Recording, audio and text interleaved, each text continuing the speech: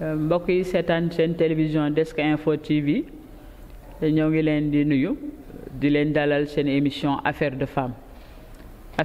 nag dafa nekk émission boo xam ne day invité ay jigéen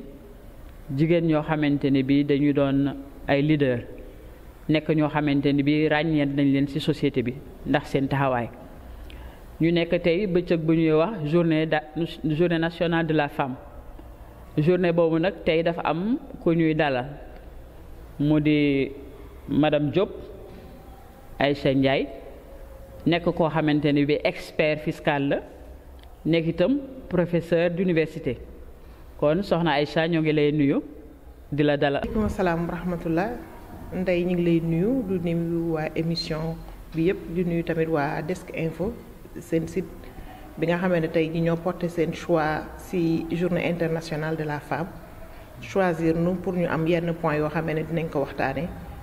waxtaane encore situation jigéen ci réew mi. kon ginnaaw bi ñu dalalee soxna Aïcha ba pare dañu ko bëgg a laaj benn question comme tey la journée de la femme bëggoon ko laaj kan mooy jigéen soxna Aïcha.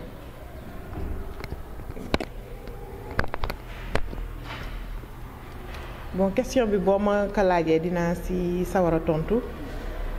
pour man c'est une question à double tranchant je peux dire que question bi yomb na mën naa wax tamit ne question bi tamit jafe na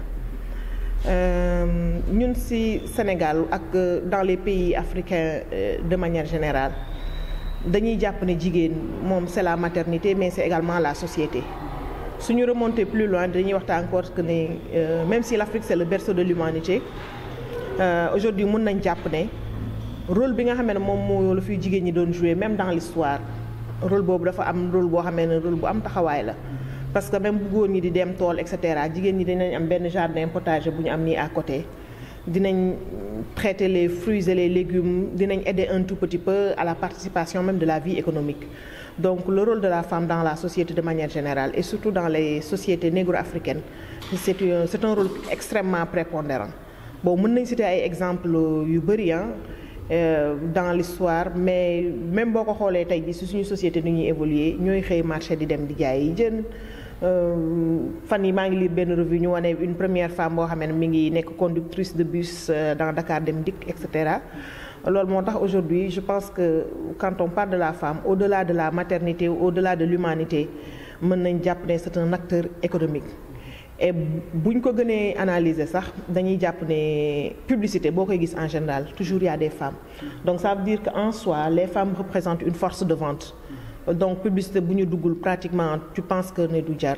donc je pense véritablement bu ñuy wax le rôle de la femme aujourd'hui si on le prend au niveau religieux tamit on peut donner les exemples comme Sayyidatuna Khadija mën nañ joxe exemple comme sama turando soxna Aïcha donc daal je pense que le rôle de la femme aujourd'hui comme je l'ai dit tout à l'heure elle représente une force de vente moo tax jigéen ñi war a gën a xam seen taxawaay gën a xam li ñu représenté gën a xam également seen bopp. comme ni ma ko waxee defe naa ne jigéen casquette yi muy joué au niveau de la société casquette yi bari na ndax ñoom ñoo ne ci foyer yi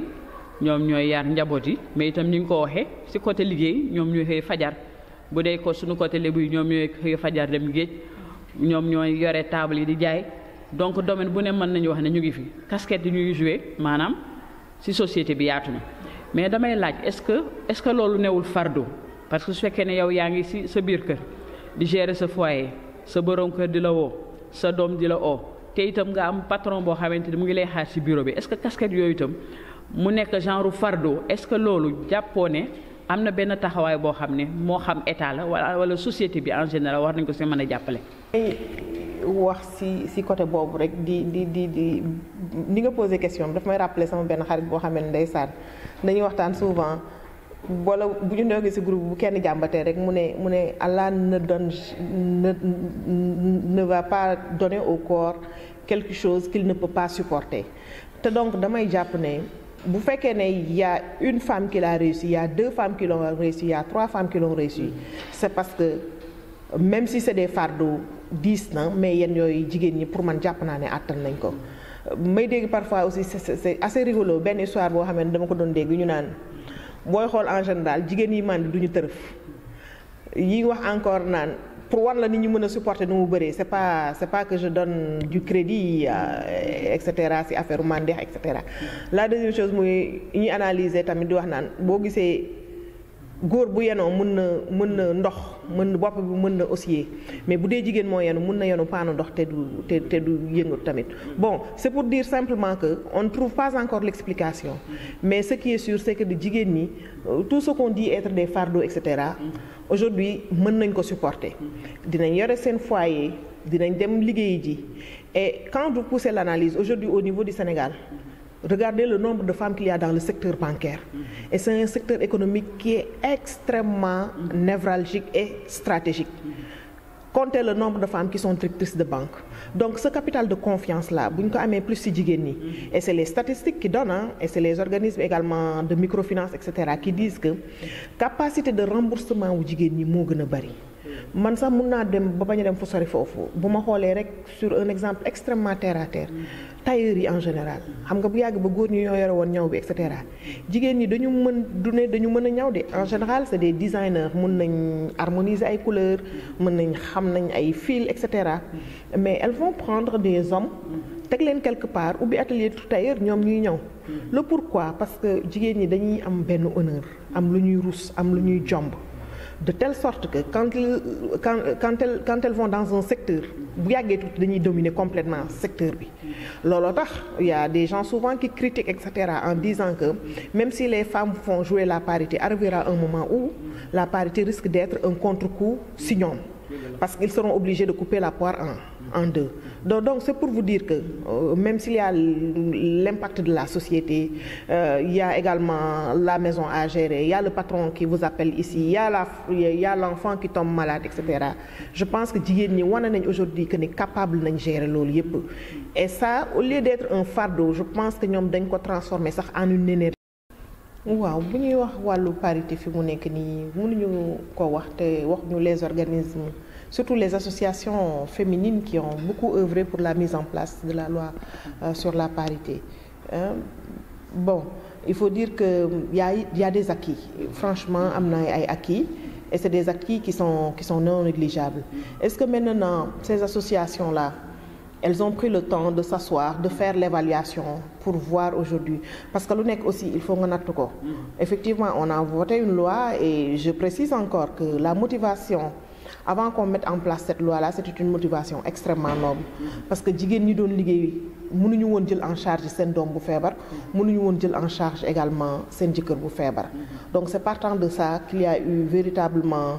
une modification sur le code de la famille. On n'a plus parlé de l'homme comme chef de famille et la conséquence était que dañu ñëw mettre en place une parité. Mais au-delà de ça, il y a des ramifications. On voulait que par exemple au niveau de l'Assemblée, les listes, etc., etc. Mais je pense que c'est un processus ba nga xamee ne ñu ngi siy dox am nay jéego yu am importance yu si am. Mënuma si wax tey jii que ne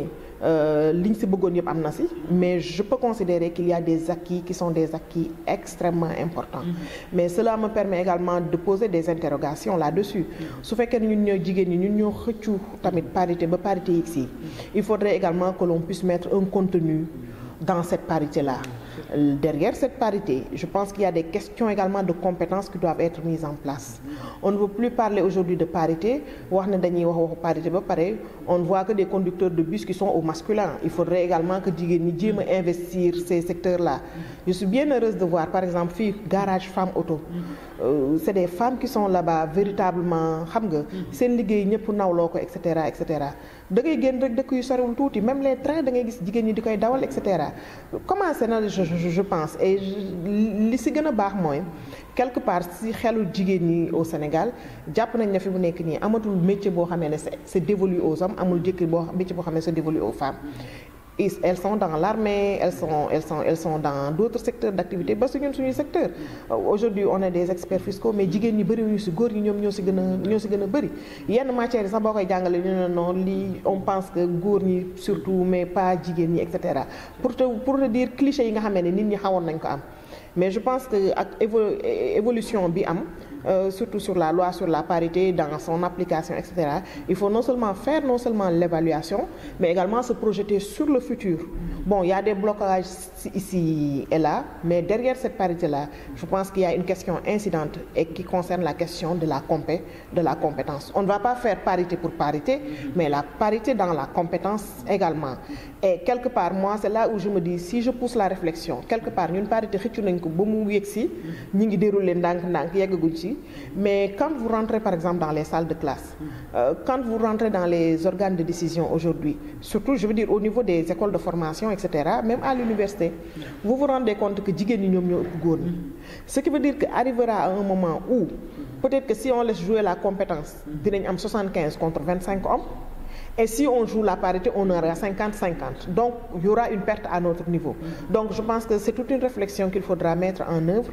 En soi, et au départ, et par rapport à ces motivations, ce n'est pas une loi qui est mauvaise. Ça, j'adhère, et moi, j'ai travaillé avec d'autres associations là-dessus. Mais je pense qu'il faudrait, à un moment donné, qu'on s'arrête, qu'on fasse l'évaluation et qu'on sache là où on veut véritablement aller par rapport à cette loi. En tout cas, ça a permis aux femmes de mieux s'exprimer, mais également de mieux accéder à certains organes de